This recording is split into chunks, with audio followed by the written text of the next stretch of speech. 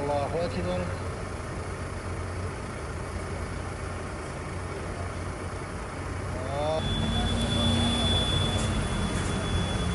سمع الله لمن حمده.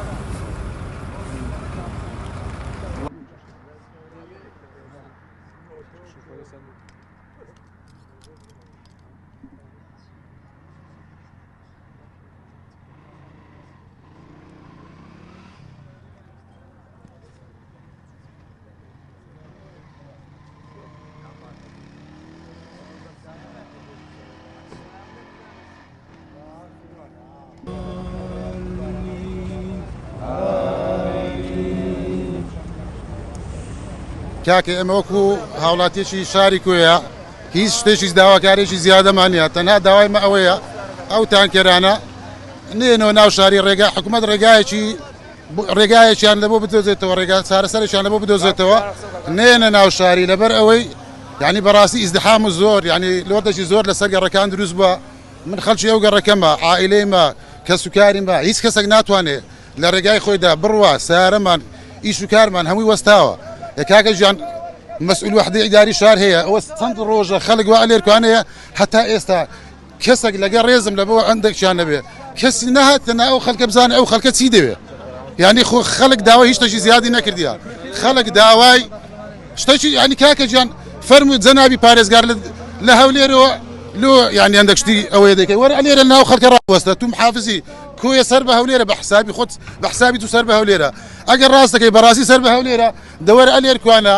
مژدە بدە خەڵکی برێ ئەو ئێمە دوو سایدی هەولێر کوێمان دەست پێ بکرد ئەگەر ڕاست دەکەن و بەڕاستیانە ئەیلۆش لە دهۆک لە زاخۆ لە هەولێرەوە تا ئاخر شوێن دەیکەی هەموو دوو سایدە خێرە ئەو سنوورە ئەوەیە ئەگەر یەک ئیدارەیەوە یەک حکومەتیە پێویستە هەمووی بە یەک چاو تەمەشا بکرێ ئەگەر دوو ئیدارەیشە ئێمە ناتوانین ئەمر خەڵکی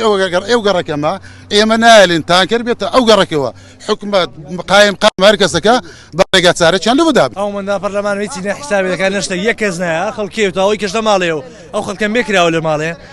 یەکش لە گۆڕێنی هەندێک نەفەر دێوزار دەگرێتەوە ئێستا دەشکە چۆی لەکەن و خەڵکەش ڕاتەوە ماڵێ یەکش وڵا داواکاریمانە هەراورێک دێتەکە ئەوم گەنجە بێئیشە ئەو نەجادە دەکرێن نەشتێکە نە خزم گوزارێکی نەشتێکەیە نە ئەو هەمەندان پەرلەمانەمە هەیە جاخۆکە دینانەکە بە هەسام خەڵک بەخوای نانیشان بۆ دێنن هەر بەسی نانیشان بدە ئەو تا هەموو لە ماڵە دانیشتووە و لە سەعاتی و خەڵکە دەخواتەوە یەکشە شەی نییە بەڵێ پێشەچی بەخراتنی هەموو کەناڵەکان دەکەین دوسێ ڕۆژە زۆر لەگەڵمان ماندین هاوکارمان سوپاسیان دەکەین وەڵای لەبەر خوای دەپارڕینەوە خوای گەورە هیدایەت دڵی ئەو کاربەدەستانەی یەکێتی پارتنەرم کە ئەو جادەمان لۆ چارەسەر بکرێ چونکە بەڕاستی بێزار بووین ئەمە دوژمنی حکومە نین دوژمنی خەڵک نین یعنی بە هەموو ئەگپەیامی خۆمان دەگەێنین بەو خوای ژیانی و خەڵکە تێیدایەتی یعنی بەڕاستی خەڵک بێزار بووە وەڵڵی هیچ کە شوێن نەمان نەچین دەرگە نەمان نەچین لە سەر و کۆمارەوە هەتا پارێزگا هەتا مدیرەکی بەسیت لە دەرکەماندایە یعنی کەس جوابمان داداتەوە بەڕاستی هیچ نەما هاواری ئەو خوا دەکەین بەشمە حکومەتە دڵی نەرم بێ ئەو جادەمان لۆقیرکە